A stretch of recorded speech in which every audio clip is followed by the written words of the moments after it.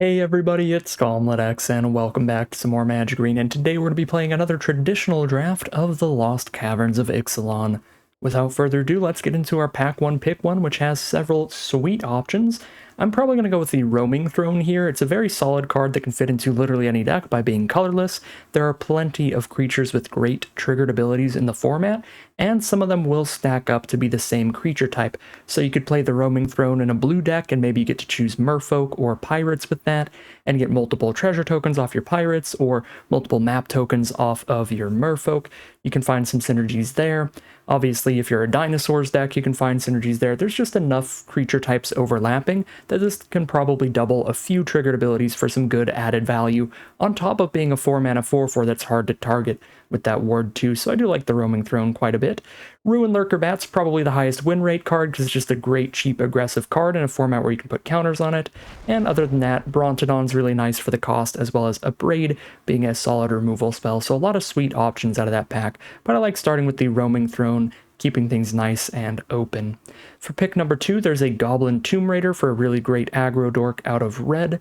We've also got not too much else in the commons. I do like the River Herald Scout. I love the Explore value off of it, but it is one of the weaker Explore or map token producing cards because a lot of them are flyers or just a little bit more impressive in terms of the size of the body for the cost.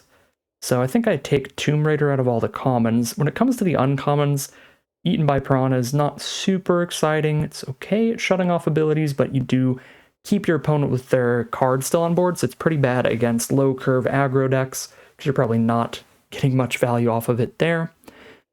Cave Diver isn't the greatest payoff, because Explorer is already just a good mechanic. You don't need a random payoff like that to make it good. Deep Cavern Bat, probably the strongest card in the pack. So 1/1 Flying Lifelink, and you get to temporarily get rid of a card in your opponent's hand. We probably do go with the Deep Cavern Bat, but I think it's between that and the Tomb Raider, pretty much. For pick 3 now, there is a Belligerent Yearling for Dinosaurs, which is fun. Really nice aggressive stats, even if you don't play any dinosaurs, just a 2-mana 3/2 trample. There's also Spring-Loaded Sawblades, which is excellent value for any white deck. Does play slightly better in a more defensive white deck because you can only shoot tapped creatures with it, but even the aggressive white decks can get a lot of value off of this by flipping it into that really, really massive vehicle. Cruise for only 1 power to turn into a 5/5. So I think Sawblades is just an exceptional card. I'm going to take it over the Yearling by a little bit because it is 2 valuable cards off of this one spell instead of just like one pretty solid card. It's one of these cards that has like 2 cards stapled into one for a good amount of value there. So we'll take the Sawblades, but Yearling is also very reasonable, or probably move to the commons after that with like another River Herald Scout. Pick number 4, there's a Skullcap Snail to stick to black with a lot of just hand interaction, making our opponent discard some nonsense with a Cavern Bat and a Skullcap Snail. There's Waterlogged Hulk, which is good in exactly just blue-black Descend and basically nothing else. But it is good there. There's an Oaken Siren, which is good for any blue-based artifact deck, and there are a lot of good artifacts in the format. As you can see, we already have a Roaming Throne and a Spring-Loaded Sawblades that would function well with the card. This is a pretty high pickup as well, because there are several ways to buff it up. Any map tokens that you get can put a +1/+1 counter on this thing. There are some cheap equipment that are perfectly playable, and there are just regular +1/+1 counters. So buffing up a card with Flying and Vigilance is obviously pretty great, because those are very impressive abilities to have on a larger creature. I think I'll go for the Oaken Siren here. I think the top 3 for me is Oaken Siren, Skullcap Snail, and then maybe a speculation towards blue-black with that Waterlogged Hulk. For pick 5, this is a really good pack. There's a Waterwind Scout in blue, one of the best commons in the entire set, an Oltec Cloudguard in white, one of the best commons in the entire set, and a Cogwork Wrestler, one of the best commons in the entire set. I think the other 2 are a little bit better when you don't know where you are for sure. Cogwork Wrestler is just insane in the blue-red artifacts deck. It's also really nice in the blue-white artifacts deck, but when you can play this at instant speed and have one of your cards trigger that puts a +1/+1 counter onto something, that's where the Wrestler becomes completely absurd. I think Waterwind Scout and Oltec Cloudguard are a little better to take at this point in the draft, because they're both a bit more flexible, where they are incredible cards in literally any white or blue deck, and they're definitely the best cards in the pack. I think the Sawblades is slightly stronger than the Oaken Siren we have here, so we are slightly leaning towards white a little more than blue, so I will use that in that consideration of that pick and go for the Cloud Guard over the Merfolk. And for pick 6, we now have a Visage of Dread, solid little value play. It's a discard spell early, and then also your 6 mana 5 for Menace. Basically treat this as a 6-drop in your deck, your 6 mana 5 for Menace finisher, but it comes with an adventure so that in the early game, you get to rip a card out of your opponent's hand. I think that card's pretty good. Obviously, I do think the Cogwork Wrestler is quite good as well. It's great for just hitting the board early, getting some damage in. It can lead to some really profitable trades early, and it's great fodder to have, like chump block early with it, and then you have it in your grave to craft with Artifact later. I'll actually go for the Wrestler over the Visage here. Now for pick 7, Tomb Raider towards a red-based aggressive artifacts deck, and both our blue and our white are starting with 2 cards that put an artifact permanence onto the board. So we could go blue-red or white-red and find great use out of the Tomb Raider. Careening Minecart would be solid in any combination of these decks, blue or white. Not incredible, but solid. Deconstruction Hammer is really good on flyers, so if we put this on our Oaken Siren, our Cloud Guard, or our Deep Cavern Bat, that could be super reasonable too. I'm going to take the Hammer, but I think Hammer, Minecart, Tomb Raider are awesome. Cosmium Blast okay for more defensive strategies. Pick 8, Miner's Guidewing. Alright, we are going to be the white-based, tons of 1 and 2 mana creatures, tons of cheap evasive cards kind of deck, and we just want to find a few ways to buff these up and go to town. So we want some map tokens, some equipment, stuff like that. Getting Miner's Guidewing pick 8 is an excellent sign towards white. And pick 9, there's still plenty of white in the pack. There's an Ironpaw Aspirants. Great cheap way to get a counter onto your 1 mana 1/1 flyer. There's also a Malamet Warscribe, which is a decent little finisher, buffing your whole board when you play it. I actually haven't been overly impressed by the Warscribe. Maybe it is better than the Aspirants. Don't really have the experience with the card, but I have played a lot of Aspirants and I've always liked it quite a bit. You know what? Let's try it out. Let's try the Malamet Warscribe. I think I've literally never cast it yet. It might play out better than the Ironpaw Aspirant. Now we can take another Deconstruction Hammer. So we're like super locked in on white. We're going to be blue-white flyers or black-white flyers, probably. Just buffing up our cheap cards at this rate. Nothing super playable here. Anything good for the sideboard since we are in a traditional draft? Not really. I mean, I don't know, maybe Shipwreck Sentry or something for a little early defender. Really dislike counterspells in this format, but maybe against the right deck they'll be okay, so having them as sideboard's fine. Envoy's like okay enough filler though to just take something that can definitely hit the main deck. If we don't find enough playables by the end of the draft. Alright. Pack number 2. What do you have in store for us? Ooh, Throne of the Grim Captain. Really cool, really fun card for a blue-black Descend deck, because that is the best archetype for getting a Merfolk, Pirate, Vampire, and Dinosaur in your grave. All of the land cyclers in the format are dinosaurs, so there's a blue and black dinosaur there. Merfolk and Pirates can both end up in blue, and Vampires can end up in black, so blue-black Descend can have a great time with this card. We are so deep into white right now, though, that it's not going to work out for us here, sadly. There's a Waterwind Scout for the great efficient flyer, Spring-Loaded Sawblades for another excellent removal spell, the Oltec Cloud Guard for another excellent flyer. I think I take one of the white spells here again because we're so much deeper into white. But it is kind of a toss-up between the Sawblades and the Cloud Guard. I think both are excellent. I want to get some more flyers in here. I'm going to take the next Cloud Guard again. And for pack 2, pick 2, we can grab another Cogwork Wrestler, or we can grab a Petrify, or some medium removal. Could also take the little discard spell, the Visage of Dread. Take the Petrify here. Pick number 3, another Petrify seems fine. We don't see anything great in blue or black. Skullcap Snail's been a bit of an underperformer. The body's just pretty weak, and there's enough aggressive strategies that don't care too much about going down a card early. Could push towards red-white, I guess. Just take a 3-mana 4/3, just some beef. But I'm going to take another Petrify. Alright, pick 4, we get an Iron Paw Aspirant, throw some counters on our flyers. Don't mind if I do. Pick 5. Another Envoy is not going to do much. Millennium Calendar takes way too long to kill somebody, but it's a fun card for Constructed. This pack doesn't really have any playables. I guess green decks can ramp up with the Poison Dart Frog. Maybe Blue-Black Descend exactly can use Sage of Days to fill the grave, but that's kind of it. We've already got 1 Envoy. I don't think I'll be running 2, but I only have 1 3-mana card in the deck right now, so maybe we do that. Could also speculate on a Fanatical Offering towards black. Could be a fine sideboard option at worst, but I'll take another Envoy. Pack 2, pick number 6. Not a whole lot in this pack. Brackish Blender's okay. Cheap bounce. Don't love the infantry here. Just a 2/4 body. Have not been impressed by Might of the Ancestors or Canonized in Blood. I'll just take a Brackish Blunder if we end up blue-white. Could be a fine little bounce spell.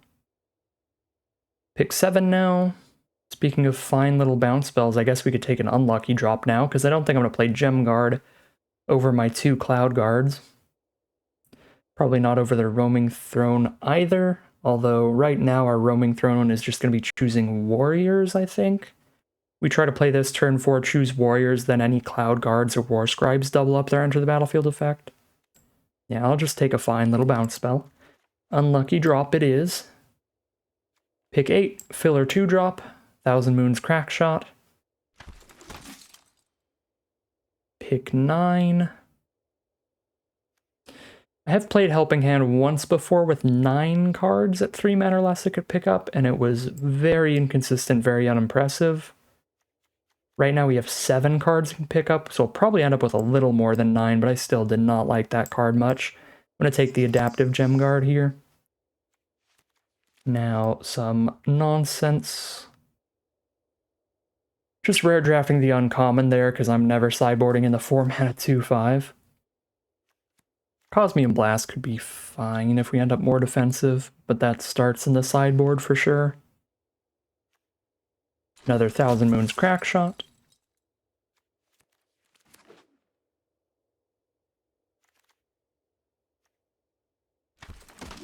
Some pretty bad filler, but we are at 22. We're at 21 playables if I'm in white, blue, and I cut the bat. So we don't need much more to have a full deck at 21 non-land cards right now. For pack 3, pick 1. There are 2 playable on-color cards. The one I like a lot is the Ruin Lurker Bat. Of course, we're already doing pretty well on ways to buff this up. We have 2 Deconstruction Hammers. We have our Iron Paw Aspirant as well, and our Malamet War Scribe for just a one-time buff. Buffing up your Flying Lifelinker is pretty incredible.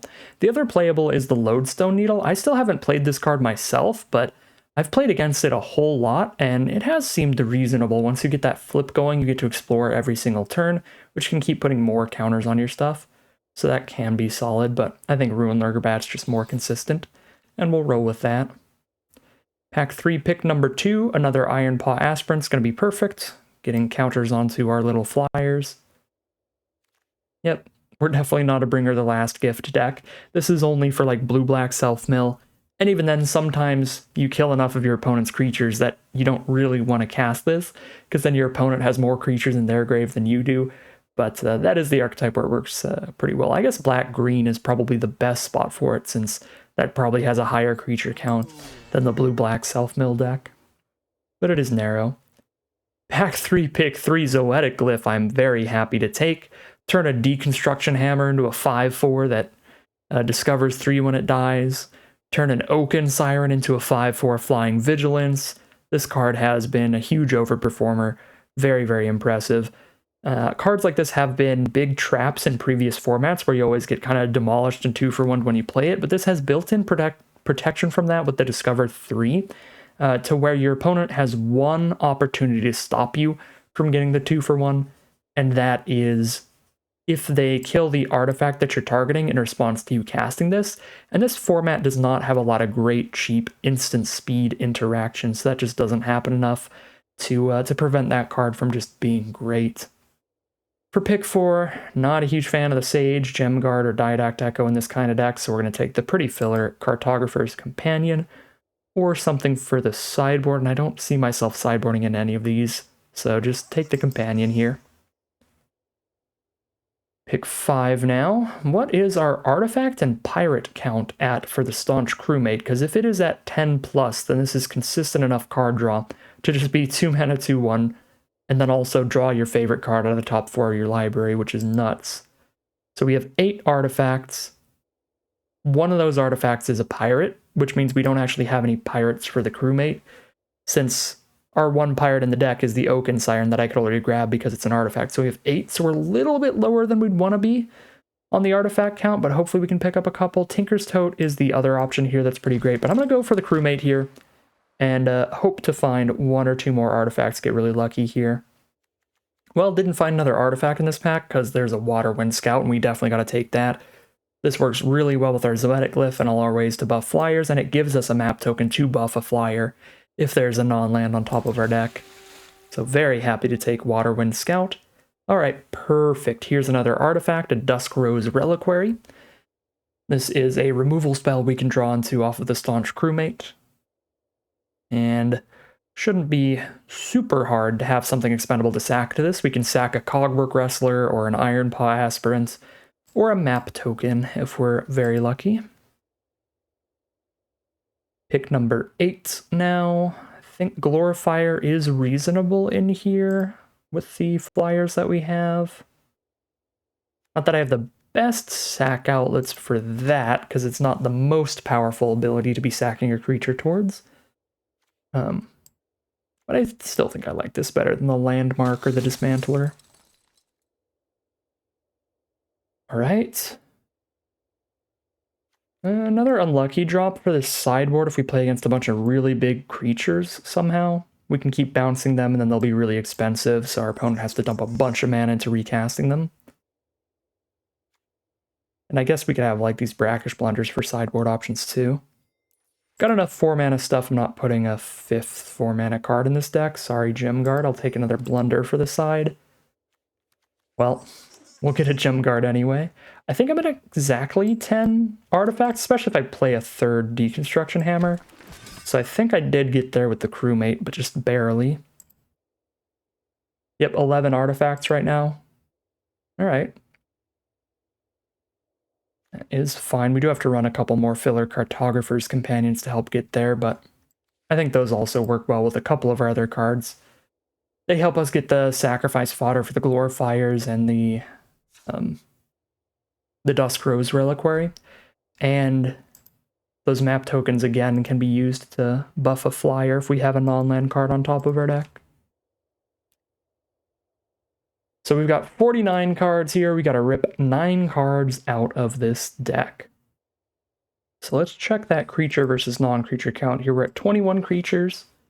Definitely rip out like 4 of those. Some of our most filler creatures that don't really synergize, they're just dirty bodies for the cost, are 2-mana 2/2s that maybe tap something for a really expensive cost, 3-mana 3/3s that maybe late game make gnomes for a really expensive cost, and a 3-mana 2/4 that technically you can tap it for your tap effects and still have it up as a blocker, or it's just a 2/4 vigilance, but we're not really doing any of that kind of stuff.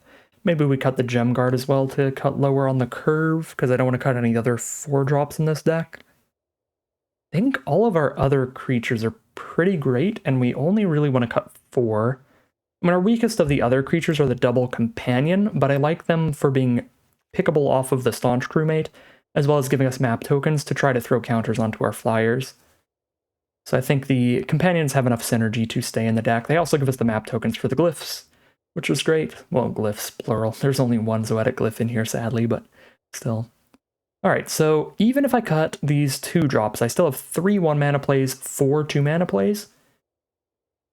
Which is still pretty aggressive, pretty reasonable. If I cut the Gem Guard, I still have 3 4-mana cards, which is a good chunk. We've got 4 3-mana cards. I feel like I'm great on the curve everywhere here if I want to just cut whatever I want. I guess we could like meet in the middle. We can go like 1 1 1 1. 1 copy everything. And just keep another 2-drop and 3-drop in this deck, even if they're a little filler. Then we cut 5 non-creature cards out of this deck. Probably the big bounce spells are relegated to the sideboard here, and we just use the cheap removal of the double Petrify spring-loaded Saw Blades. Duskrose Reliquary as well. So these are great sideboard options against high mana value creatures. Still 2 more cuts to go. We don't have to be super strict, like 1 for 1 on going for 17 creatures and 6 non-creature spells every time. So I could cut like 1 more creature and a land here maybe. We have some map tokens, and our average mana value is 2.3, which is decently low. Also, an Oaken Siren can cast our higher mana value artifacts, which there's not a lot of, just a Roaming Throne and a Companion. But we can use the Siren's mana on map tokens. Curve's really not that high, but we could still use 17 lands, because we do have some mana sinky things, moving equipment around over and over. And using map tokens throughout the game at various times. So I guess I could drop like 1 hammer and 1 envoy here then, if I want to keep the 17 lands. Seems like the most reasonable final change to the deck. Yeah, we'll roll for the 17 here. Do that, and call it a deck here.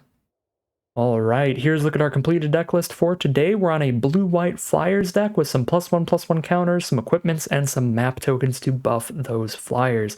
So some cheap Flyers like Miner's Guidewing, Ruin Lurker Bat, Oaken Siren, and Waterwind Scout, and we're trying to get those onto the board early, as well as buff them by exploring with a map token, maybe hitting a non-land card to get that +1/+1 counter. We also have a couple Iron Paw Aspirants to put a +1/+1 counter onto them directly, or a Glorifier of Suffering to do the same.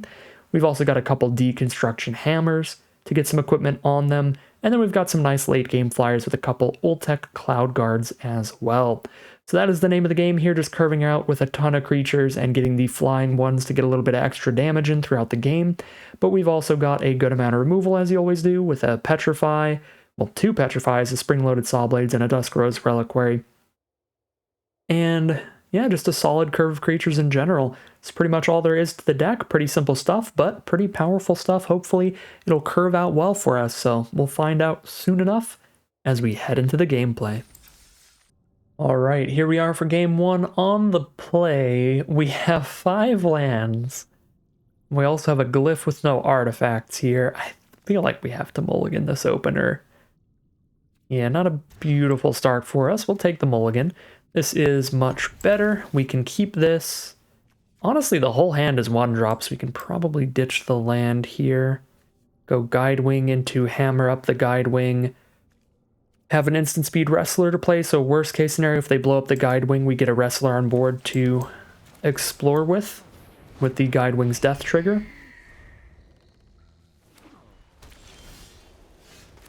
There's an Iron Paw Aspirants. I guess I'll do that instead of the Deconstruction Hammer, because that immediately makes sure that I have a creature on board for if the Guidewing does die, so we can get that Explore value. There's an Attentive Sunscribe. Ooh, perfectly on curve here. Now we can Deconstruction Hammer up the Aspirants. And the reason we're going to do that is because that's going to get more damage in this turn than just putting it on the Guidewing. If I put it on the Guidewing, I'm hitting for 3 this turn. If I put it on the Aspirants, I'm hitting for 4, since they aren't going to be able to block well against my 2/3. There's an Envoy of Okaneka How. Send in the Sunscribe for the Scry, and here's where we get excellent Cogwork Wrestler value, where we get our 1/2 onto the board and also kill their Sunscribe for free.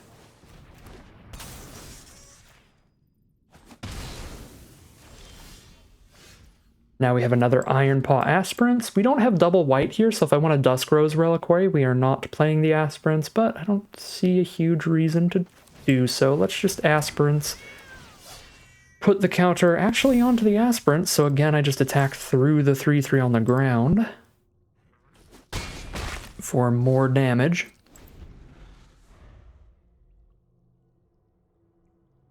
They are down to 9 life now, and we have a removal spell for whatever large creature they manage to land. Surveyor, not a large creature. We might just remove the Envoy to get in on the ground again. Ooh. We're a bit away from 5 mana right now. I guess I could decommission hammer the Surveyor, or I can just start chipping in for 3 in the sky every turn with Guidewing. If they don't find removal, that is a route to victory here. Guess I could also Reliquary the Envoy and still attacking with the Aspirants. Try to get for 5 here, but then they probably just block with Surveyor, but then the path is more clear for other ground troops. This is interesting. I think... I don't know how well this is going to work out. It really depends what they have left in their hand. But I'm going to clear out the Envoy.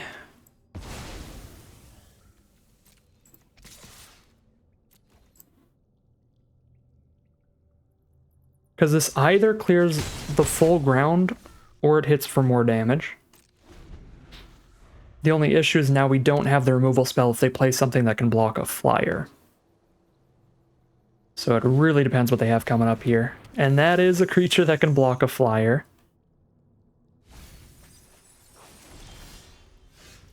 Okay. 1 planes off from dropping the War Scribe for +2/+1, make the Guidewing a 4/3 for the turn. Well, if they block and kill the Aspirant, they take 3. If they block and kill the Guidewing, they take 4. I think we are attacking.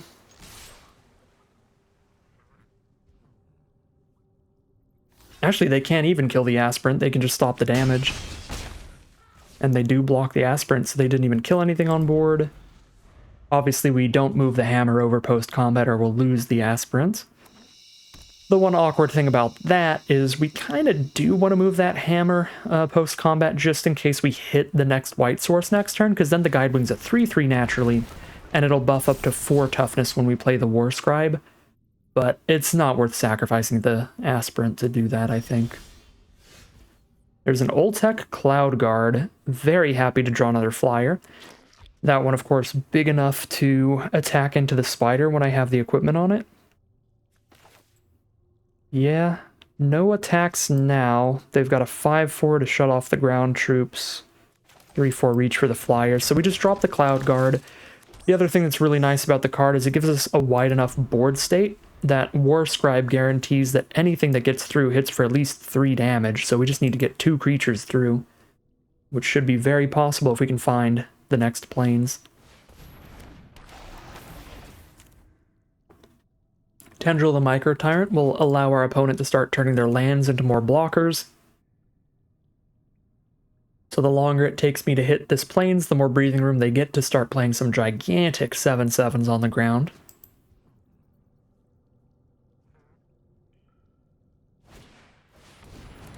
Oh my god, and there's a Mega Bomb from our opponent. We did hit the planes though, which means we get a pretty excellent attack here. One of the flyers gets through no matter what. Yeah, that's lethal. One of the flyers gets through. If we didn't hit the planes here, we were about to have a real bad time. Seeing that Anim Pakal from our opponent.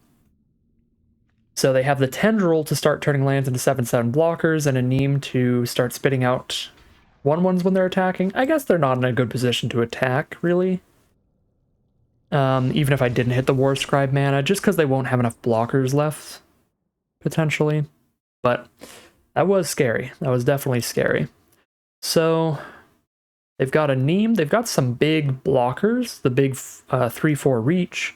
Big Axe Draw. Tendril the Micro Tyrant. Turning a land into a 7/7 means that bounce spells are actually good in this matchup, I think. They've also got the 7-drop Thunder Hulk.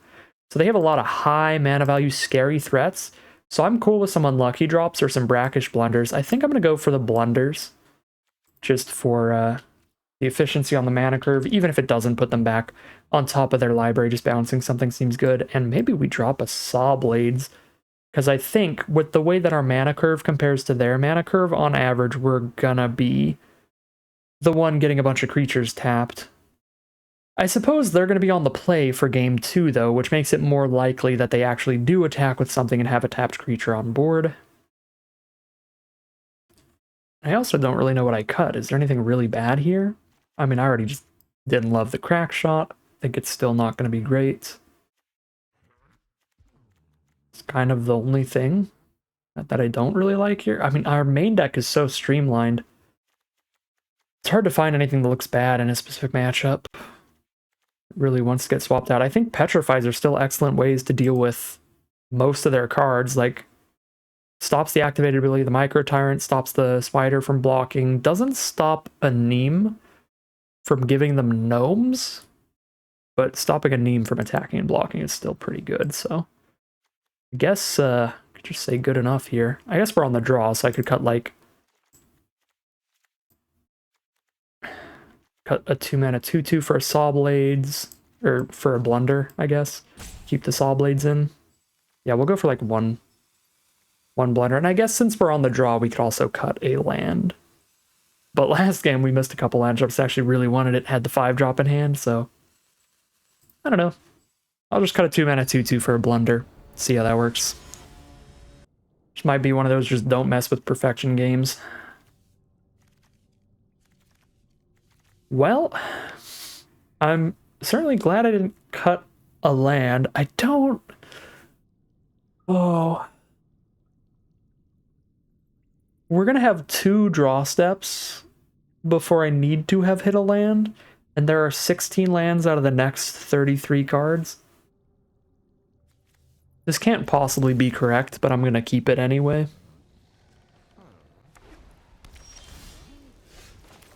And there you go. Never didn't have it. 16 out of 33, that's like slightly less than a 50-50, and we had 2 coin flips to get there.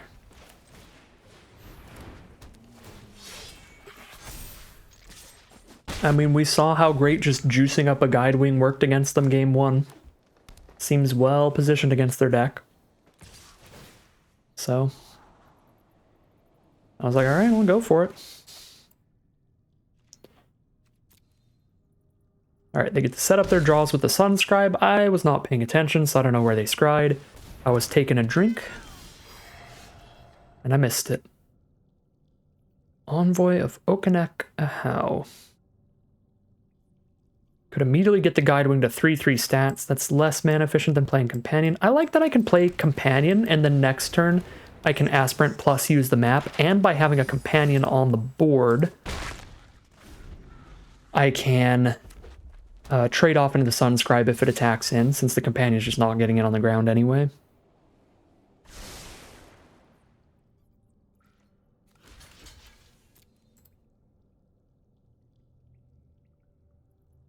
They got a Dreadmaw's Ire here. That'd be the only card I'd really hate to see. +2/+2 trample, and they destroy an artifact. Nope, it's just going to be a trade. There's a Colossadactyl, large reach creature. Large reach creature here. Well, we've got a Petrify with that's name on it. Explore into a Cloud Guard. I don't think I can afford to keep that with 2 blue spells in my hand and another 4-drop. I have to ditch that, I think. Looking for a 4th land, and hopefully specifically an island.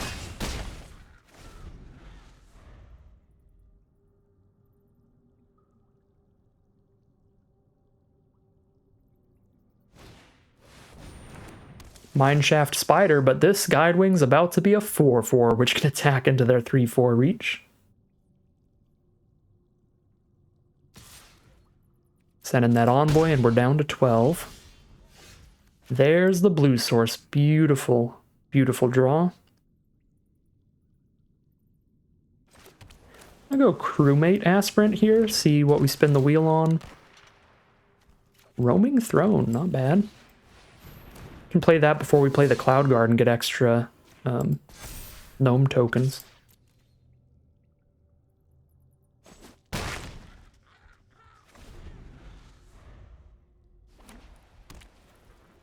That's probably what we choose most of the time, just human, so we can hit crewmates and Cloud Guards. Send in the team. We're at 12 here. Let's stop 3 damage and try to get the trade there. I'm not putting the guide wing in danger of dying to a combat trick, though. If they combat trick some ground troops, we are a-okay with that. Alright, well... let's see... oh, is it the +1/+3 untap thing? That'd be gross. Oh, Cosmium Blast, that is also pretty good. Ooh, a Deconstruction Hammer. Genuinely a very solid draw. With 2 more flyers in this hand to run out.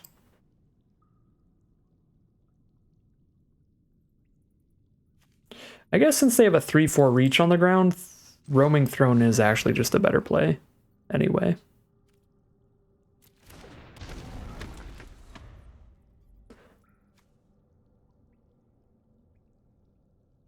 Since it attacks into the spider better than the Cloud Guard, even with an equipment on it. With the Cloud Guard with an equipment on it, it's still 3 toughness. Alani's Hatcher, incredible, incredible S+ tier bomb. This card's a 5/3 and 2 3/3s for 5 mana. It's a 3 for 1.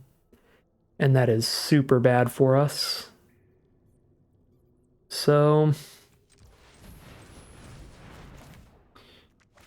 now we really want to find another Deconstruction Hammer or Map Token or +1/+1 counter to find a way through the Mineshaft Spider in the sky. Because Throne just ends up trading on the ground. I guess we've got 1 turn to send in the Throne, because if it trades with Hatcher, then this doesn't turn into a 3/3 anymore. And the only other way they kill it is by blocking with the Spider and the 3/3, then they don't have a reach creature. So we do get 1 reasonable attack in with the Throne. But after that, they can double block it with 2 3/3 dinos, and I trade my 4/4 with good abilities into a 3/3 with no text.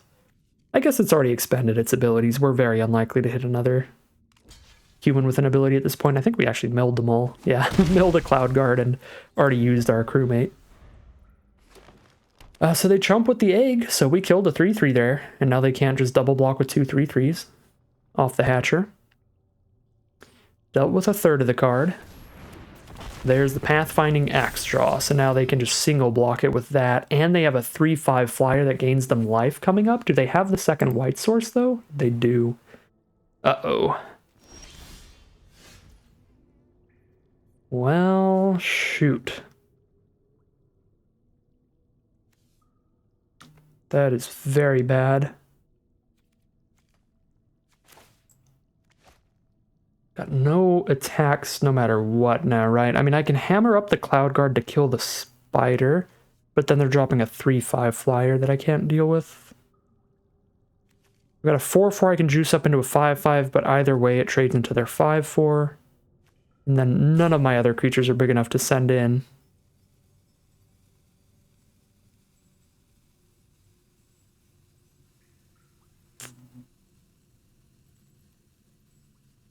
Maybe we're just like holding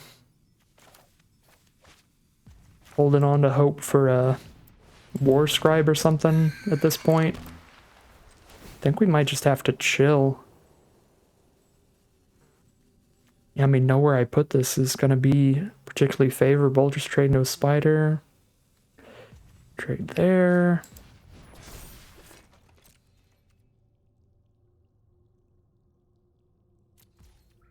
All right. We got to top deck some stuff. Our opponent is very stable.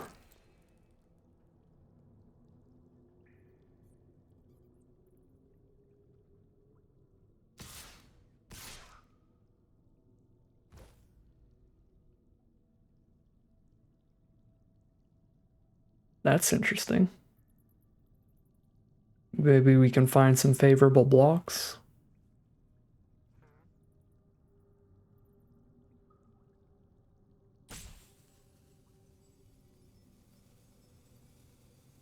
I don't see anything super favorable right now on blocks. I mean, they're going to have only 3 blockers up if they do this. We'll have 1, 2, 3, 4, 5 attackers, because they do have to chump block 1 of these at least. 5 attackers against 3 blockers. 1, 2, 3, 4, 5. So they block the biggest 3. Block, block, block. Take 2 damage. Yeah, it doesn't matter. If we hit the War Scribe, we could just kill them if I don't take trades here.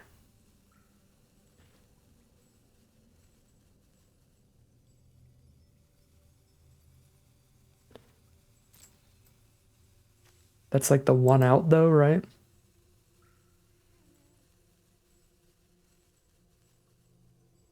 Pretty much. Looking through the deck. I don't think I played just trying to draw that exact card. I think I make sure we can grind this game out and get more draw steps to live. Wish I threw the hammer on the aspirant to have better blocks, but I was not expecting our opponent to end up going for any attacks here.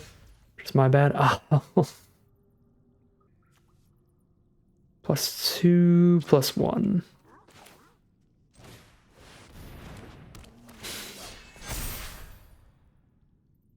Stupid 3/5 means I can still only just attack with 1 card here. But if I just went for the 1 chump, I think this probably was lethal. God dang it.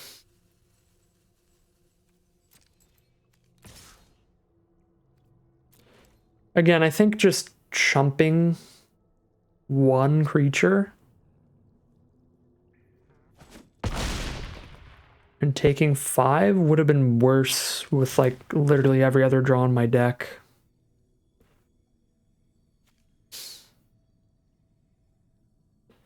Okay, so I can have a 2/3 or a 2/2, or what is this? This is a 4/3 base stats. 4/3 already blocks spider. I guess I get this to 4 toughness so I can block a spider or a 3/3 without dying. That's what we do there.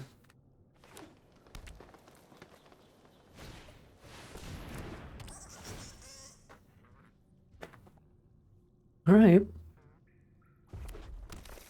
If our opponent attacks with 1 flyer, they're dead to a removal spell, and we do still have Petrify and our Duskrose Reliquary still in the deck.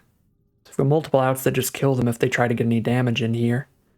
Which means we do still end up in a top deck war off of drawing the War Scribe, so it's not the absolute end of the world that we didn't find like the insta-lethal with it.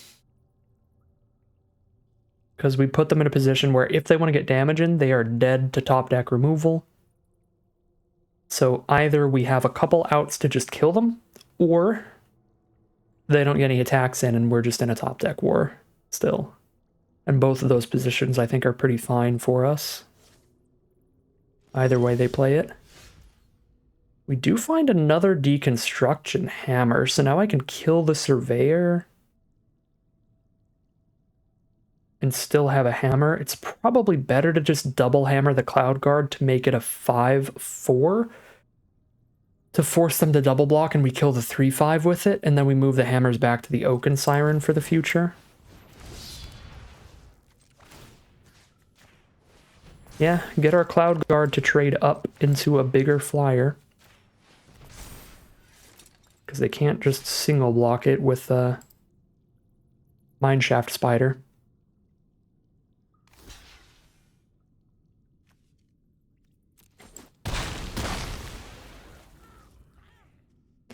I guess if I put them both on the War Scribe, then we also have the ability to send in with a 5 toughness card they have to double block to kill. Even at 4 toughness, they have to double block to kill the War Scribe, so we clear multiple of their creatures out of here. I think for now I'm just going to put 1 on the War Scribe so I have the 3 mana up to sack it at instant speed if something weird happens. I can blow up the surveyor at instant speed. Alright. So, now that they have a bunch of 1/1s, if I put both hammers on the War Scribe, I trade into a 3/3 and 2 1/1s, which is still fine. I guess at 6 power, they can double block with Mineshaft Spider and a 3/3, and then I only kill 1 card, but I kill their only card that blocks flyers, so that's still probably good with me. So I think this is the best way to clear out some multiple creatures of theirs in one swing.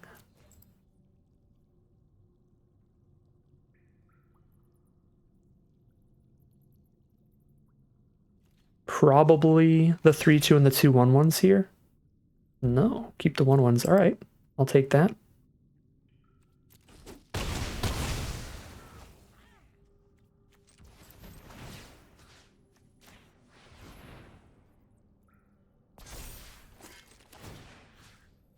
Just gonna put it all in the Oaken Siren so we have a big enough blocker to stop Spider from hitting us at all. They just don't get any damage in. Alright, so gain the 3 off the Tinker's Totes and they're up to 6. Hit a land. Roll it back to us. Find a Brackish Blunder. Finds 1 attack for us. Is it worth it? We attack once, then they just replay this. I don't know. I think I just hold on to this. Against green, white, red, I can counter any green removal spells by bouncing the creature they try to use. I can counter any white pacifism removal spells by picking up my Siren, and if I have this at instant speed, I can counter any removal spell by putting the Siren back in my hand, so it's probably a little better to just hold it than to poke for 3 off of it, and that's all we get.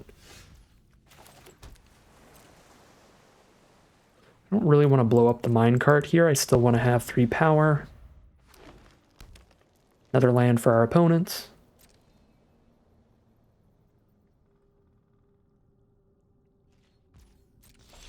Pass the turn. There's a Petrify. All right. 2-turn kill. They can still crew the minecart with the spider, so it's not completely useless, but it doesn't block flyers. They have 1 turn to drawn out to the Oaken Siren.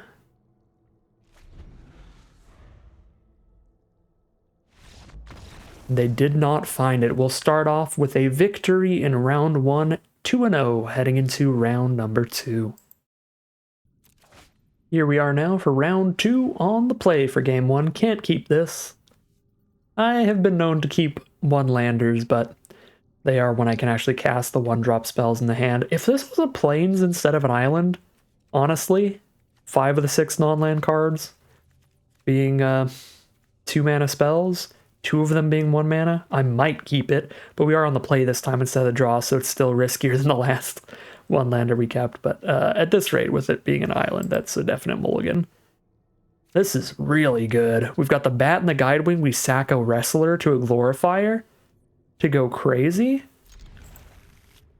I mean, I have to draw land to do it, but it is good. I'm gonna get the Lifelinker out first so we can start getting that cushion going to get ahead.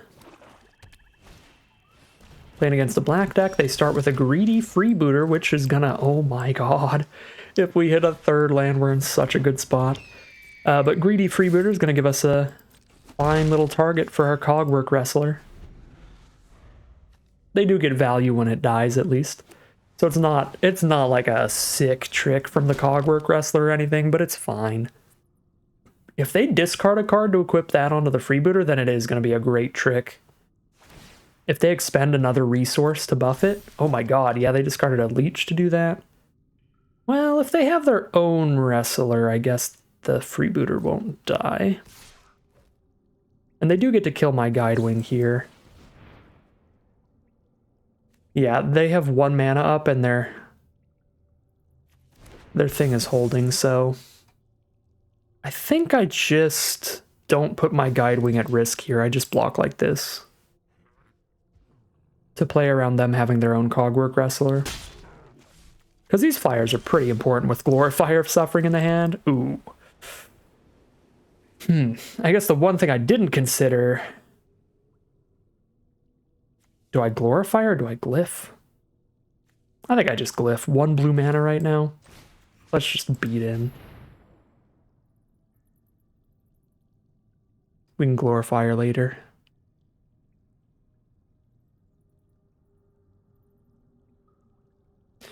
They cast a Cogwork Wrestler. It doesn't really do anything this turn. It stops 2 points of damage to their face. That's it. Yep. That would have been super bad if we went for the double block. Well, not super bad, but it would have been bad. Would have been good. All right. It is going to choose to chump block, so it actually does stop 5 points of damage there. 6 from also shutting off the bat for the turn. Now, even if they kill the wrestler, we do get to discover 3 thanks to Zoetic Glyph. That is A-okay with me.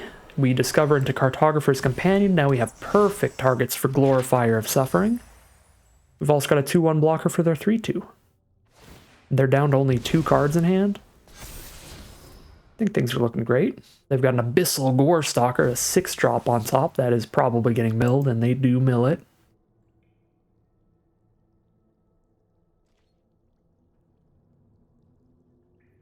Since it was an on-land card on top, they do have a solid freebooter attack here, and we'll just take the damage. We can definitely outrace it with a 2-power flying lifelinker, which I'm just going to set up right now off the Glorifier of Suffering. Now we are really outracing here. Hit for 6 damage and gain 2. We're back to 19. They are down to 12. There's a River Herald Scout for a solid value play. Hits a deadweight on top. That's a reasonable draw. That can kill our 2-2 flying lifelinker, which is a big deal.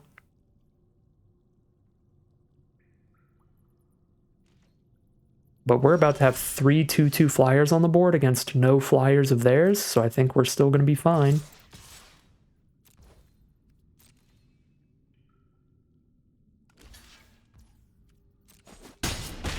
Could Cogwork Wrestler, but I just want to get more flying damage going.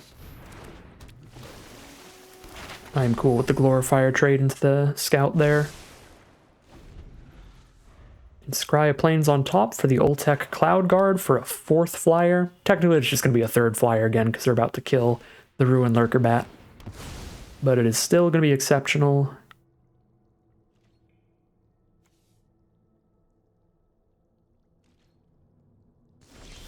So they just pass turns so that they don't take any damage on the ground. We send in the flying damage. They're dead in 1 more swing. Drop a Cloud Guard to really maximize our chances of killing them next turn. And just a land off the top. 1 final attack with Freebooter. Might as well chump. That is going to be a victory in game 1 of round 2.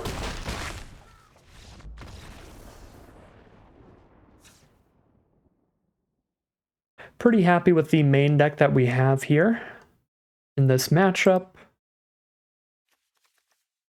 They've got their own little wrestler to keep track of, so it's mainly stuff to keep track of and to try to play around, like a big Gore Stalker in the late game could be spooky.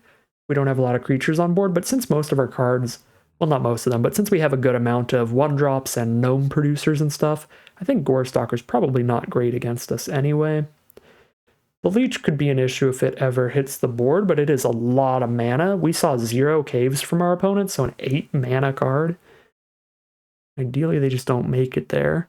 If they do, we still have a couple Petrifies in this deck. We've got... Even the Spring-Loaded Sawblades is big enough to kill a 5-5 Lifelinker. So I can kill everything we've seen out of their deck except the 6-6 Gore Stalker.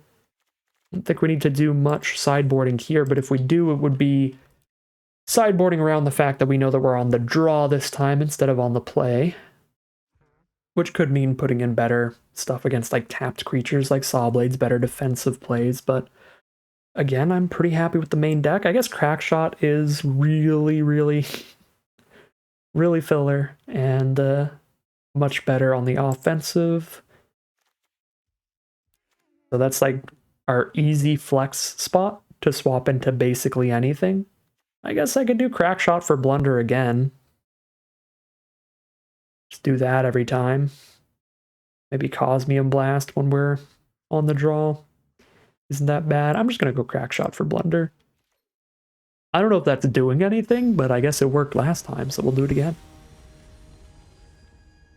I mean, blundering an 8-drop is pretty insane. That's basically Time Walk. They just dump all of their mana into getting their 6-6 on the board, and then I just bounce it, and they have to spend their entire next turn playing it again. Could be great against the Leech, but they might just remove the Leech anyway, because we're pretty aggressive. This is about as awkward as I think a keepable hand can get. Is it keepable, though? It's mono-colored, but we don't have any blue cards in the hand anyway, so it's not that bad that we don't have an island. It doesn't actually have enough lands to play any of its proactive plays, which are 3 drops and 4 drops, but we're on the draw to help get there. Their deck doesn't seem that aggressive, so it's not the end of the world we're not rolling out with a 1-drop into 2-drop, but that is the easiest way to get a good head start in the game, and one of the things that our deck is the best at doing. I'm still going to keep it. It has flaws, but any land does give us a very reasonable curve. From 3 onward, it's just slower than our deck wants to be. Because we can go Companion into Glorifier, even if I don't hit the 4th land, and get a counter on both of those. This card just straight wins the game. Crew's for only 1, so anything can crew it. Whenever it attacks, target creature that crewed it explores, so they keep getting value as well, and it's a 3/4. Yeah, I have to blow that up with a Deconstruction Hammer immediately, or I just need to Reliquary it. I think it's bad enough, because if they play any creature, it's going to crew an attack next turn. I think it's bad enough I need to just Reliquary it. And 2 for 1 myself, because that thing is incredible.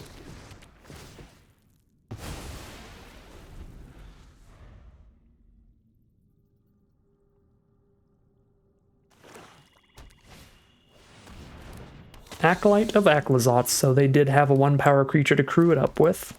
Here's the Cartographer's Companion.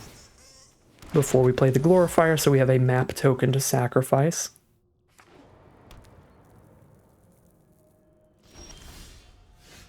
No attacks. Did not expect that.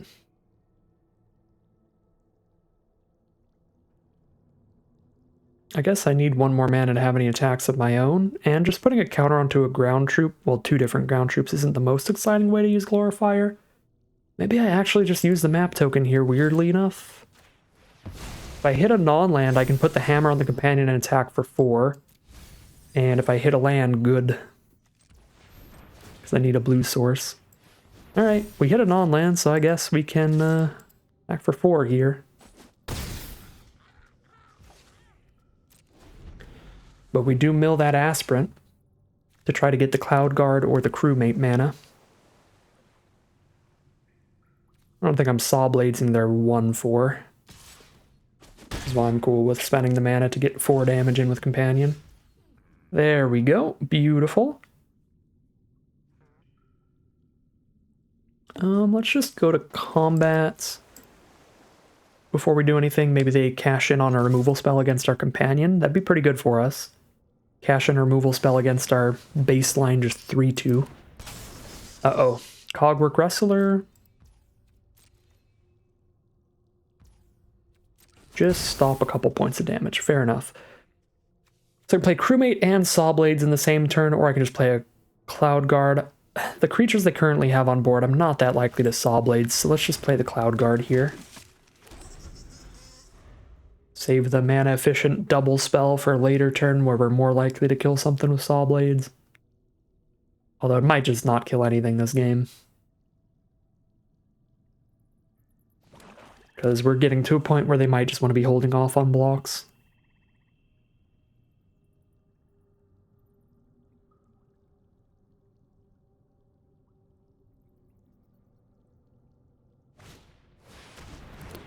Abyssal Gorestalker. Alright, that's not that bad. For me, thanks to the Cloud Guard. There's another Cloud Guard now. You just play another. Or start hitting for 6 a turn in the sky. That kills them in 2 swings if they don't have like a second Gorestalker here. There's an Inverted Iceberg, mill 1 and draw a card, and that can turn into a 6/6 soon enough. But I can just blow it up with a Deconstruction Hammer if I really need to. I'll take the 6, I've got plenty of breathing room right now.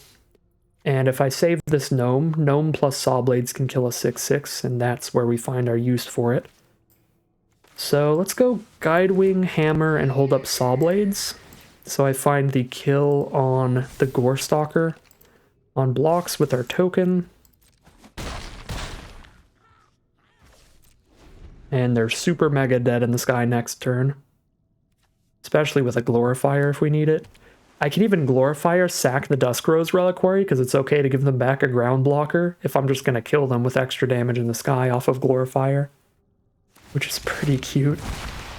Alright, they do flip the Iceberg for another 6/6 on the ground, but they only have 2 mana up to somehow find a way to survive against all the flyers. And it's just a Shipwreck Sentry, so that is just gonna be game. Alright, at this point, I mean, they're already dead in the sky, so I'm just gonna attack. I don't need to toss a bunch of spells out and be like, still had all these. Just get that damage in, and that is game. We are now 2-0 in round 2 as well, so that is a victory in the first 2 rounds. We are competing for the grand prizes in this traditional draft, the huge payout you can get for a 3-win run, which is potentially 2,500 gems, 6 packs, and 2 play-in points. So here we are now heading into that final battle with big prizes on the line. Here we are on the play for round number 3, game number 1. We've got an Oaken Siren turn 2, Cartographer's Companion plus Crack the Map on turn 3 thanks to the Siren mana, and then maybe a Cloud Guard turn 4. We don't have 4 lands in the opener, but shouldn't be too unreasonable to find one pretty quickly. Playing against another black deck, starting off with the Greedy Freebooter. I don't imagine they declare an attack here, but if they do, it means something. There's a Deathcap Marionette. That card is not great against our deck. Pretty happy with how this matchup's looking so far. A couple 1/1s on the ground should not be concerning for the Flyers deck, even if one has Death Touch. And there we go. We have drawn into the 4th mana to naturally cast the Cloud Guard next turn. So I'm going to cash in my 1 damage with Oaken Siren. And I suppose there is a little argument to not just crack the map token right now, because then they get to attack in and I don't get to get the free block, but I think we're going to be doing more damage than them since we are on the play and we've got nice flying threats and a Glorifier coming up to make use of the next map token to buff our Oaken Siren and our Cloud Guard.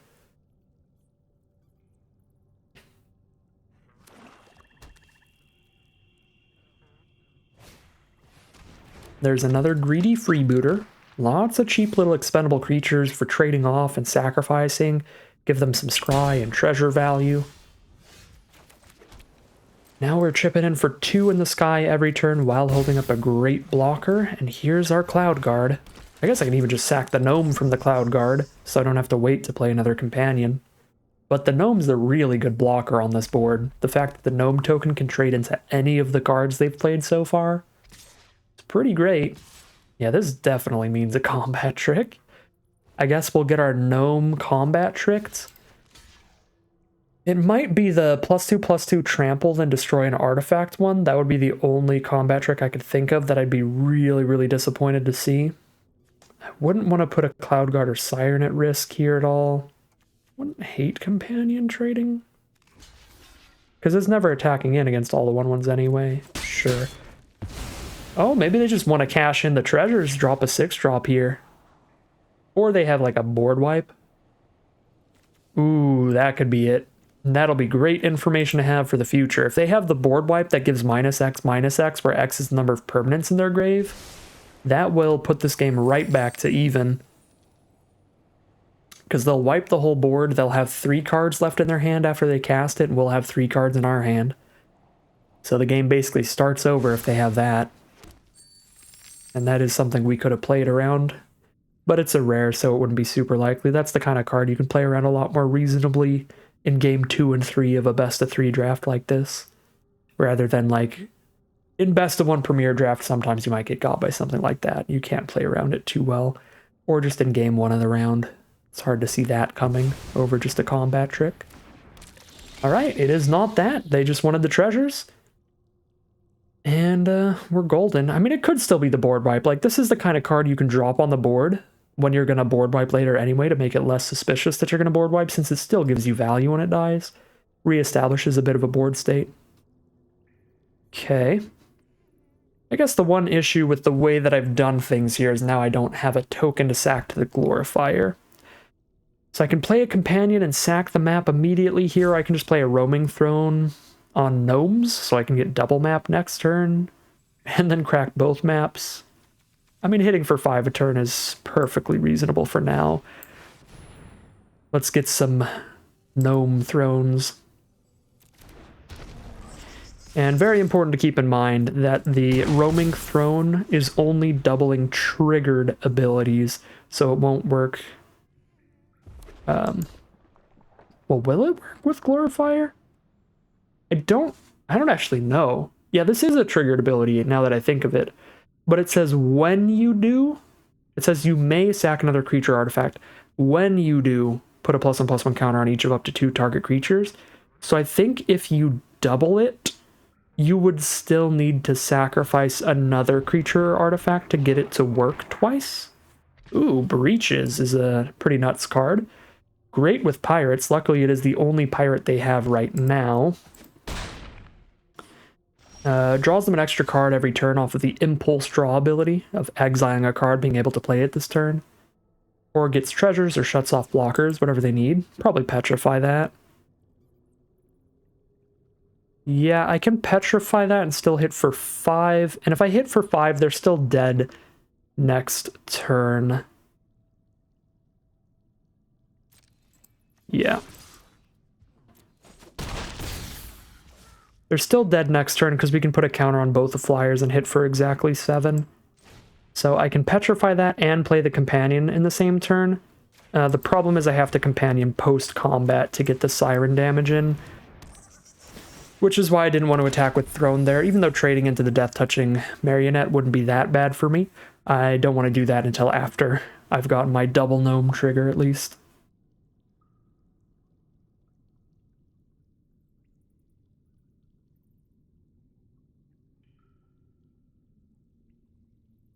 Breaches is normally the kind of card you wouldn't really want to petrify, because if they have any other pirates, they still get the value, but currently there's only one pirate on board because we killed the little ones, the little freebooters.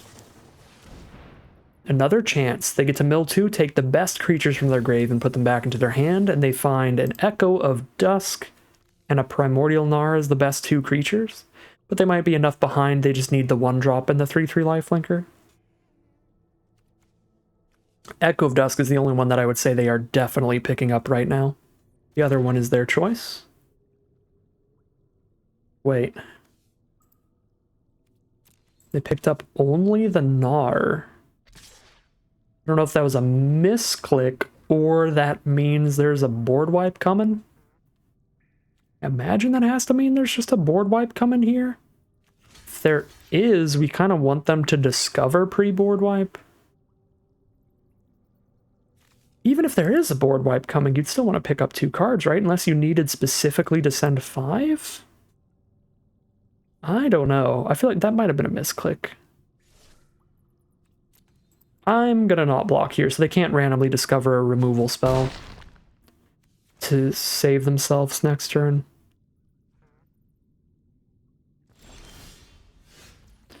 Deconstruction Hammer is the draw.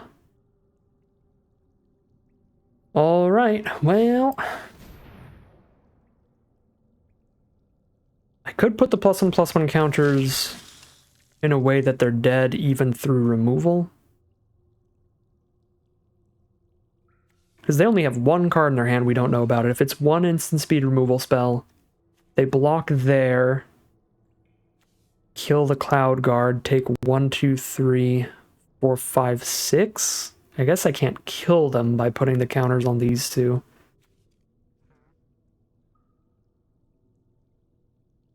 But I can put them to 1. I guess since I can't kill them even through a removal spell, I might as well put the counters on both the flyers in case they don't have the removal. If it would be the difference between lethal and not lethal, then I'd do it. I guess it could be if the map token finds me a +1/+1 counter.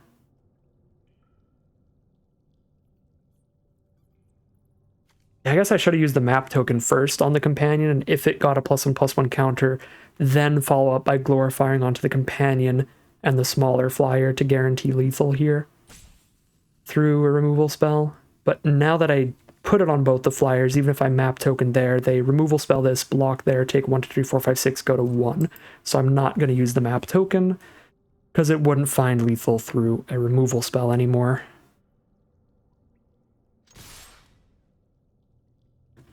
They're going to have one important attacker next turn. Holding a single 3/2 up is probably enough, because I'm kind of holding up 2 blockers with the Siren if they don't kill that. Let's see what that final card in hand is. It's nothing. We do find the kill. We are 1-0 in round number 3.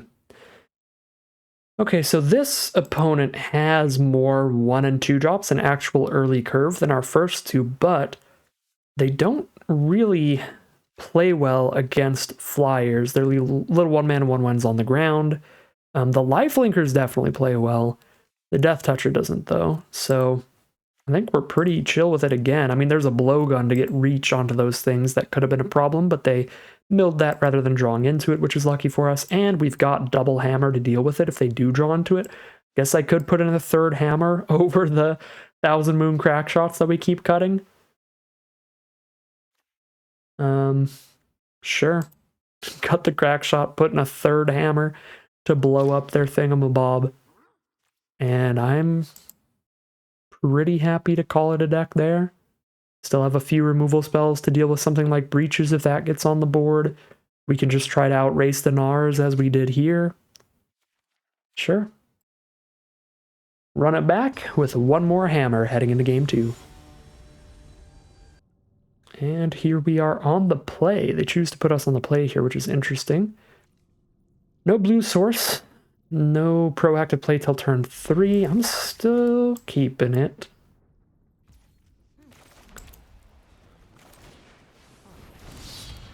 Get the mana investment out of the way for the hammer immediately, and we've got a great removal spell because of the map token we get from Companion. There's that turn 1 freebooter from our opponent, and we find a Petrify as well, so we've got great removal for a long game here in this hand.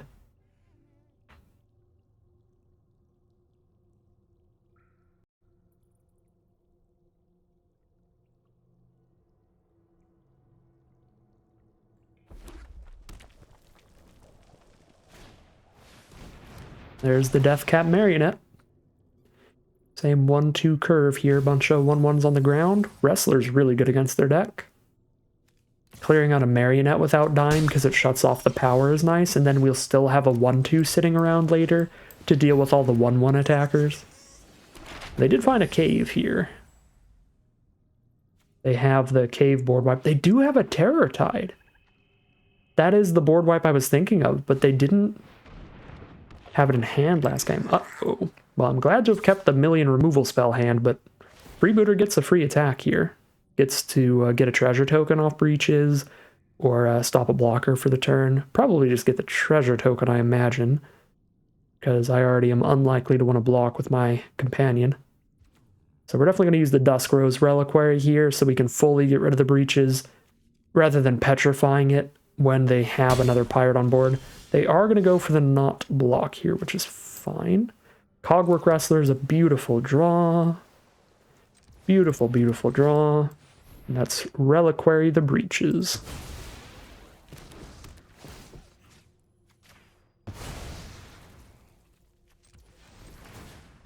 Send in for 3, and if they block, we get to kill their Death Toucher without losing our card, and have a 1/2 ready to block their 1/1 attacker.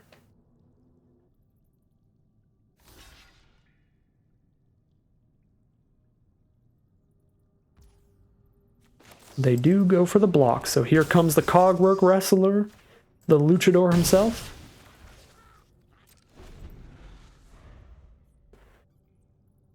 Man, our board state's great, but our opponent is very far ahead in card advantage right now. 4 more cards to play, and a Necropolis on board they can sacrifice to discover later. Malicious Eclipse. Alright. They do have a lot of board wipes. They have the Fathomless Descent and the Malicious Eclipse, which also blow up a lot of their own cards. Well, this is the saddest War Scribe ever. Well, we gotta put something on the board here. Start getting some damage in. So if it goes to a game 3, we can definitely play around some board wipes and make sure not to overextend. We know they have at least 2, and with a cave in their deck, they might also be trying to play the cave board wipe. Alright, I love Petrify against the Gnar, because it's going to make sure it doesn't actually die, so they don't get the Discover value. But let's crewmate first, see what we hit off this. Another Companion. I'd rather Petrify than play Companion right now. Yeah, because I want to get attacks in ASAP. Jam in for 5 damage each turn. That'll kill them in 4 swings by itself, this War Scribe here.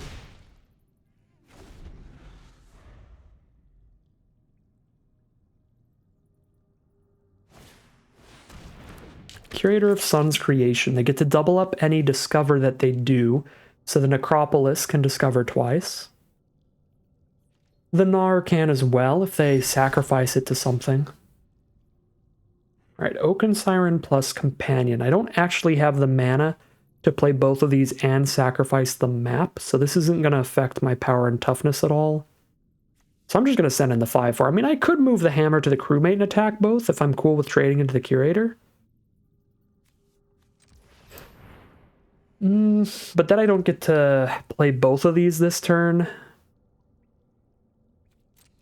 I think I'm just going to jam for 5 guaranteed damage and then make the use of all 5 of my mana here. Ooh, combat trick block? They eyed the Curator, eyed the War Scribe. Kind of looks like a click on Curator, click on War Scribe for the block.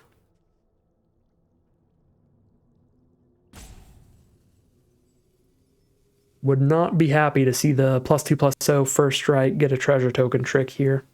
But on the plus side, the Curator is small enough. There it is. The Curator is small enough that just putting a hammer onto the crewmate means I still get attacks in on future turns. Alright, well we got that combat trick out of the way. Traded the combat trick into the War Scribe. Now we can also just juice up a Flying Vigilant Oaken Siren if we want. Alright. Bunch of caves here. Probably just the double discover off the Necropolis. Unless the last spell in their hand is pretty good. I imagine discover 4 twice is probably a better play than most spells.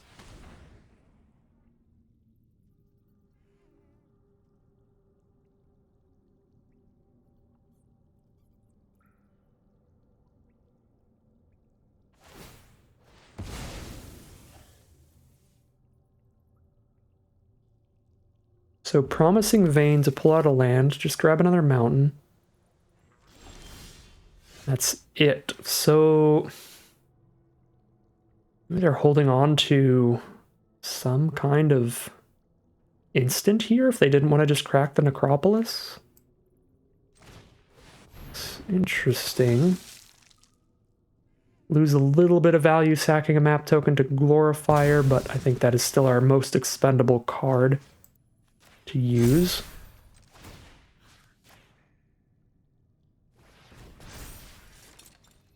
Alright, we get to attack with everybody now.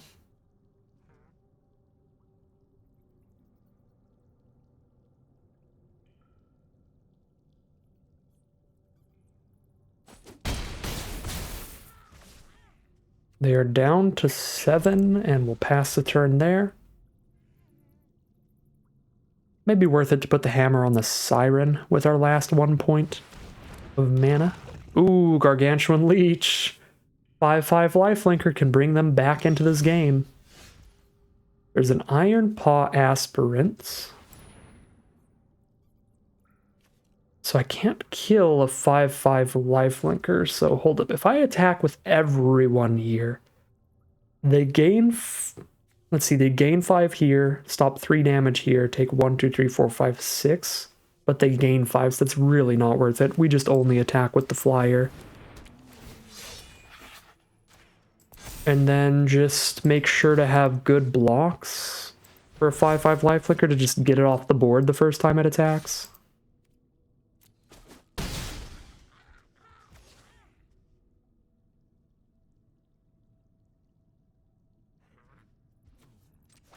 Yeah, I'm going to move the hammer back around so I just have good blocks for the leech. I just double block with any 2 creatures and kill it.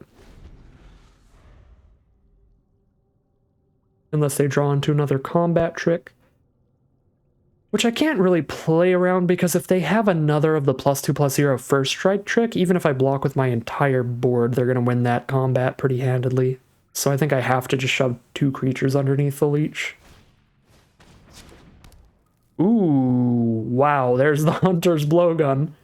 We've got the Decommission Hammer to make that not work if they try to just hold that as a reach blocker. But it is still going to gain more life on this attack.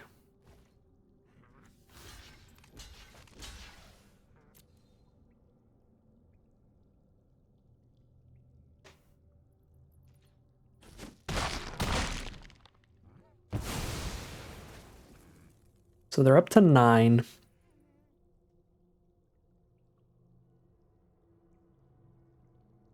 They put the blowgun on the Curator. I still don't have to decommission the blowgun yet. Because it's just a 4/4 reach, and I have a 4/5 attacker, so that just wins the combat. Still.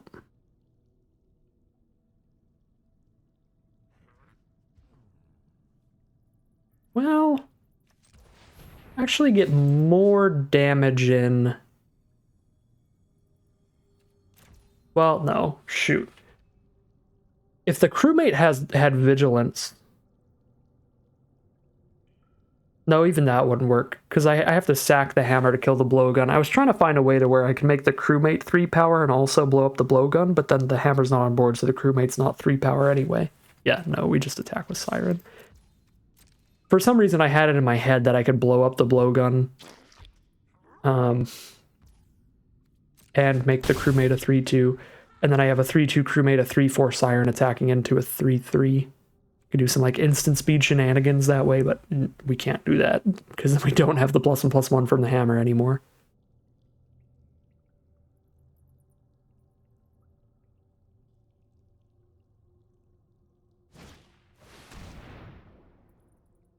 Oh, snap. Whenever a creature attacks alone, gains Death Touch lifelink. But it's tapped. I can blow this up, but then they keep the reach, and my flyer's only a 3/4 instead of a 4/5, so I think I give them the 4 life and crack back for 4, 5, 6, 7. I hit for more than they gain.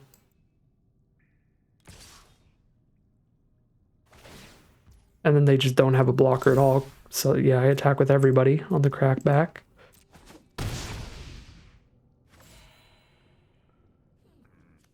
If I had moved the hammer, there's an argument for crewmate aspirant block on Curator.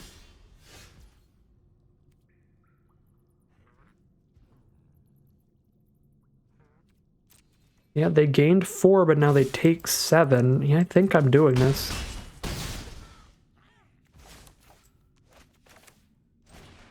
Don't have the mana up to decommission anything here.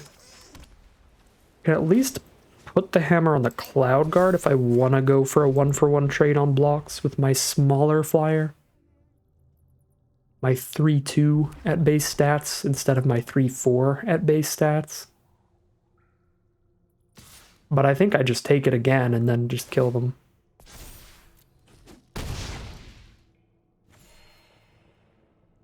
They're at 6, facing 7 power in the sky. They do have a blowgun, but I can blow up the blowgun and hit for 6 in the sky. Oh no, the bringer of the last gift. Everything in the grave comes back instead. And that's just straight game.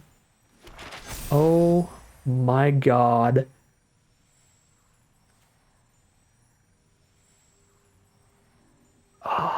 I don't think I could have killed them fast enough to not just die to Bringer. Shoot. Now I don't have any outs here.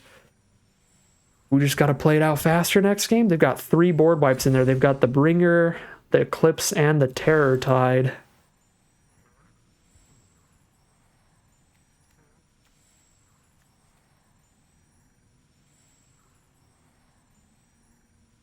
Do the counters matter here? I've got a 4 power and a 3 power at base stats. Not really. Probably more than the map token matters, though. make one of these 5 power to block the leech at least. We just need to find something to deal with the bringer, and then the game is still happening at least. If I find a way to deal with the bringer.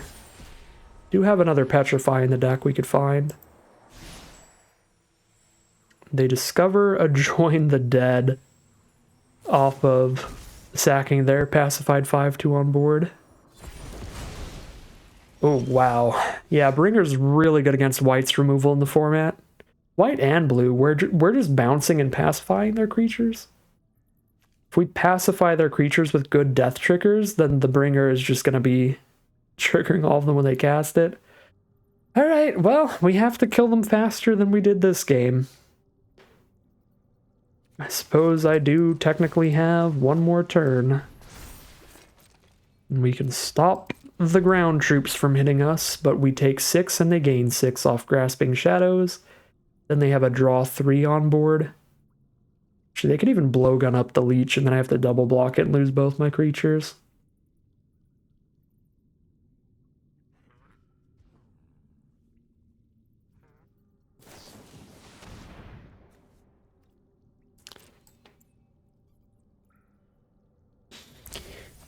Maybe there was an opportune decommish somewhere there that would have sped up our clock a little bit, but I didn't know it was left in their hand, so I was also trying to keep the decommish in case of other threats or good blockers or something to use on blowgun to stop future blocks. Yeah, I mean, it just did not pan out well.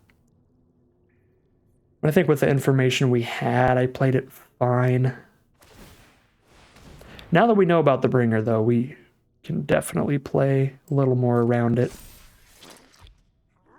Alright, so they're just going to go for the gain 7 here.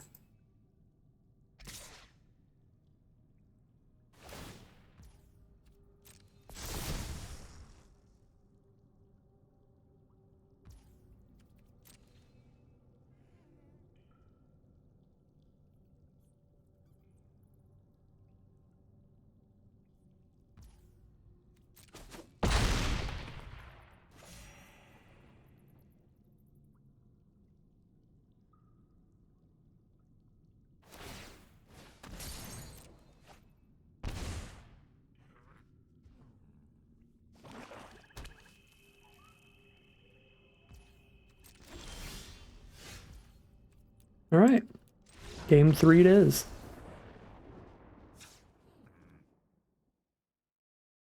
Okay, so if they don't Bringer of the Last gift us, I think we have a very, very favored matchup here.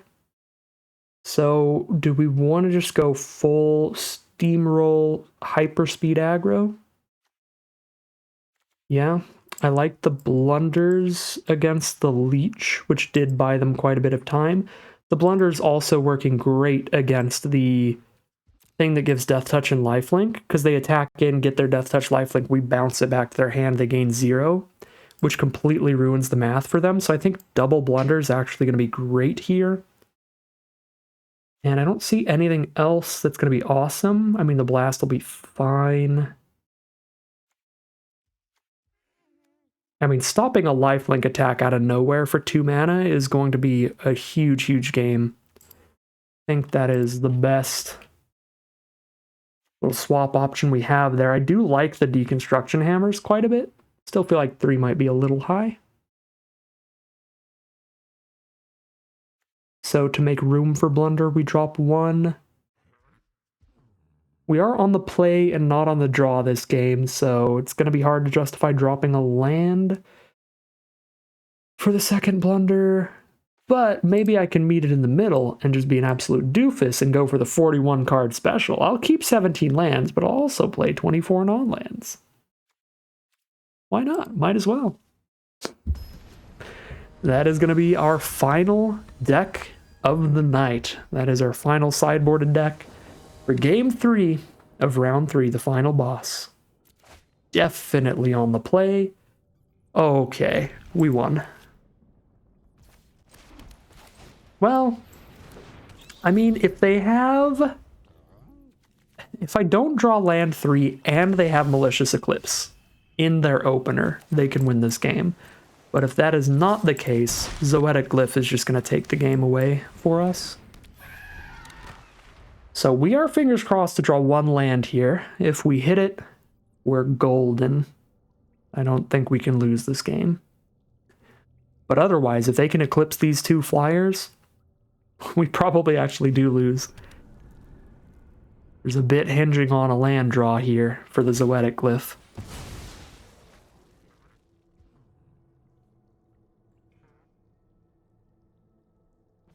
But again, it has to be the turn of events where both we don't draw a third land and they had Malicious Eclipse in the opener.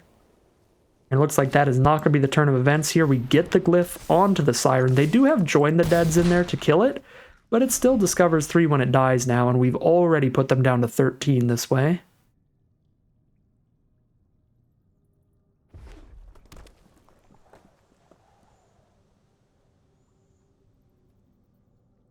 But now their Malicious Eclipse won't really do anything if they do have it. It'll kill 1 bat, but we'll still hit for 5 in the sky. So Join the Dead it is, kill the Oaken Siren and let us discover 3, and we'll just beat down with whatever we discover. Discover a crewmate, sure, I'll beat down with that. I guess this is where the double Brackish Blunder getting sighted in would be pretty bad. If we hit one of those off of the Discover 3, that would actually be kind of a nightmare. I can play the Companion. Plays into a board wipe a little, but it's more damage on the board for future turns than just going Hammer onto a bat. I think Hammer onto a bat is enough damage though, hitting for 4, putting them to 9. Plus, it's a lot more impressive to play Companion on a turn where we actually have 4 mana to immediately crack the map. So this both doesn't like commit anymore into a board wipe, and it leads into a solid way to use all 4 mana on a future turn. So there's a Scytheclaw Raptor. Okay, I can Aspirants.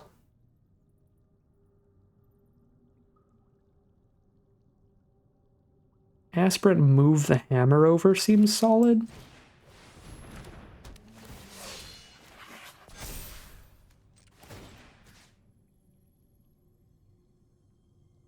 I hit for 1 less point of damage, but I get the Raptor out of the way, which plays worse against the board wipe.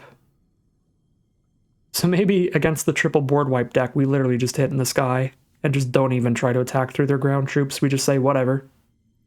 I'll just only hit in the sky then. Actually seems reasonable, weirdly, to just decide to never trade in anything on the ground. Just don't even interact on the ground. Just load it up into the bat. Okay, there's the Grasping Shadows. So that plan didn't work well. They only gain 4 and they take 3, 4, 5, 6, so they do take more than they gain. We're gaining 3, so we can outrace their lifelink. I have to take 4 from the Raptor, and I have to do this before the Grasping Shadows triggers, or they're going to gain 4 on the take 4 thing. But I think that's my best play.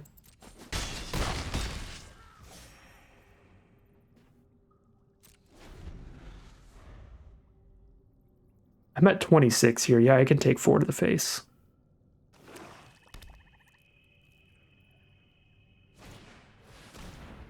Deathcap Marionette. Sure.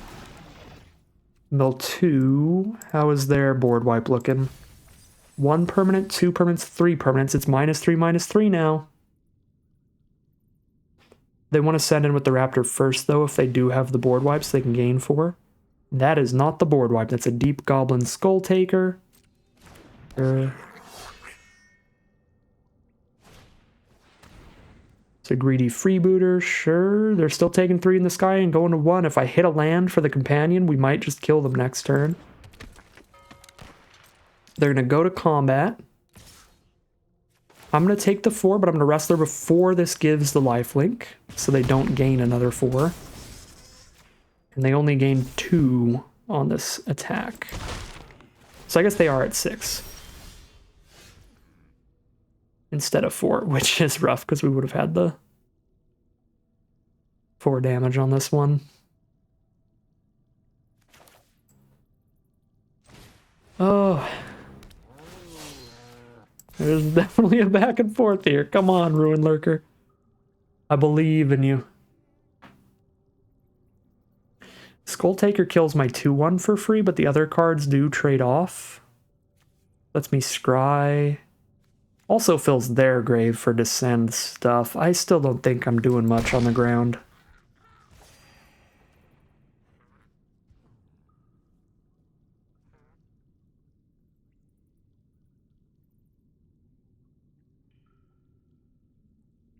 Moving the hammer around. Kind of want to have all 4 mana available next turn. Don't think I am.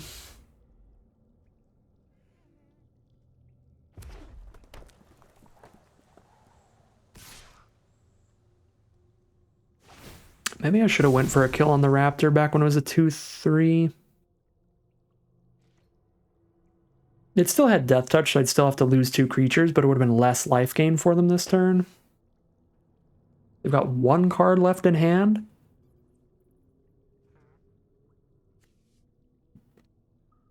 I think we're too far away from Warscribe to just keep these on board forever.